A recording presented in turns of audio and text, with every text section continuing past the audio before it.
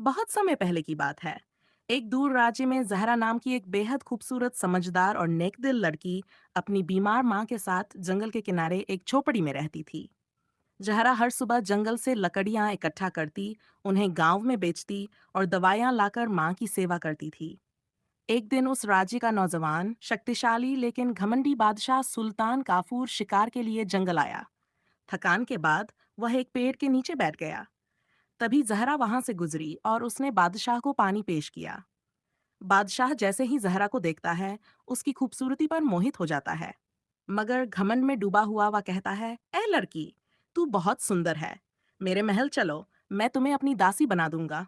जहरा ने शांति से जवाब दिया, बादशाह सलामत, सुंदरता तो ऊपर वाले की देन है, लेकिन मैं अपनी माँ की सेवा करती हूँ, किसी की दासी नहीं बन सकती। बादशाह को यह सुनकर गुस्सा आया और उसने अपने सिपाहियों को हुक्म दिया कि जहरा को जबरदस्ती महल ले जाया जाए। लेकिन जैसे ही सिपाही आगे बढ़े, जंगल में एक तेज रोशनी फैली और एक बूढ़ी रहस्यमयी औरत सामने आई। वह कोई साधारण औरत नहीं थी, बल्कि समय की रक्षक जादूगरनी थी। उसने कहा, हे बादशाह, जिसने सम्मान को ठुकराया वो अपना सम्मान खो बैठता है। अगर तुम जहरा को जबरदस्ती ले गए तो तुम्हारे राज्य पर अंधकार छा जाएगा।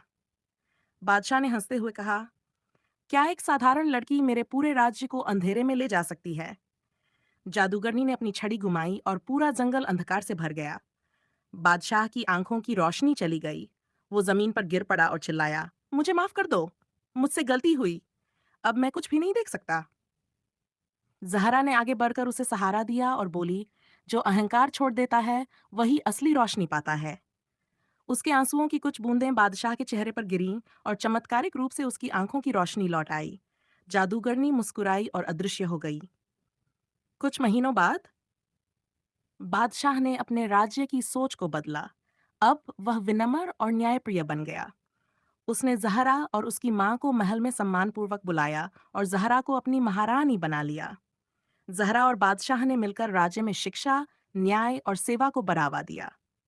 सीख, अहंकार अंधकार लाता है और विनम्रता से ही सच्चा प्रकाश मिलता है।